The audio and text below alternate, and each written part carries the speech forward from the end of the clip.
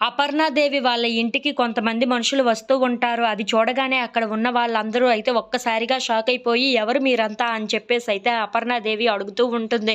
ఆ మాటలు వినగానే అక్కడ ఉన్న రుద్రాణి మాత్రం వీళ్ళు మనలాగే రాజుని కోల్పోవటంతో అందరూ చాలా బాధపడుతున్నారు. తనకి శ్రద్ధాంజలి పలకడానికే ఇక్కడికి వచ్చారు. మనందరం కలిసి చాలా ఘనంగా రాజుకి శ్రద్ధాంజలి పలుకుదామని చెప్పేసైతే అంటూ ఉంటుంది.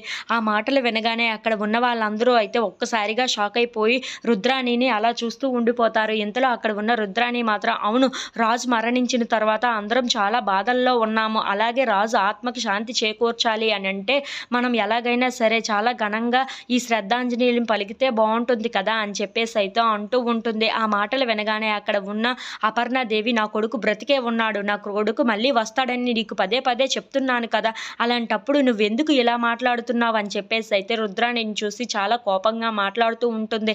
ఆ మాటలు వినగానే అక్కడ ఉన్న రాహుల్, రుద్రాణి వాళ్ళు అయితే ఒక్కసారిగా షాక్ అయిపోయి అపర్ణాదేవి వైపు అలా చూస్తూ ఉండిపోతారు. ఇంతలో అక్కడ ఉన్న అపర్ణాదేవి మాత్రం, నా కొడుకు కోసం ఈసారి కానీ ఇలా మాట్లాడావంటే ఏం చేస్తానో నాకే తెలియదు, మర్యాదగా ఉండు, నీ నీ హద్దులో నువ్వు ఉండు అని చెప్పేసి అయితే అంటూ చాలా కోపంగా రుద్రాణి వైపు చూసి మాట్లాడుతూ ఉంటుంది. ఆ మాటలు వినగానే అక్కడ ఉన్న రుద్రాణి అయితే ఒక్కసారిగా షాక్ అయిపోయి, ఏంటి ఇలా మాట్లాడుతుంది, వీళ్ళకు నాకు తెలియని విషయం ఏదో వీళ్ళకి తెలిసింది, అదేంటో ఖచ్చితంగా నేను తెలుసుకోవాలి, రాజు బ్రతికే ఉన్నాడు అని వీళ్ళు ఎంత ఖచ్చితంగా ఎలా చెప్పగలుగుతున్నారో నాకు అర్థం కావటం లేదు, అదేంటో నేను త్వరగా తెలుసుకోవాలి అని చెప్పేసి అయితే అనుకుంటూ ఉంటుంది. ఇంతలో అక్కడ ఉన్న అపర్ణాదేవి మాత్రం రుద్రాణిని చాలా కోపంగా, నువ్వు ఎలా ఉండాలో అలానే ఉండు ఇంట్లో, అంతేకాని మితిమీరి ఎక్కువ పనులు చేయకు అని చెప్పేసి అయితే అక్కడ ఉన్న అపర్ణాదేవి రుద్రాణిని తిడుతూ ఉంటుంది.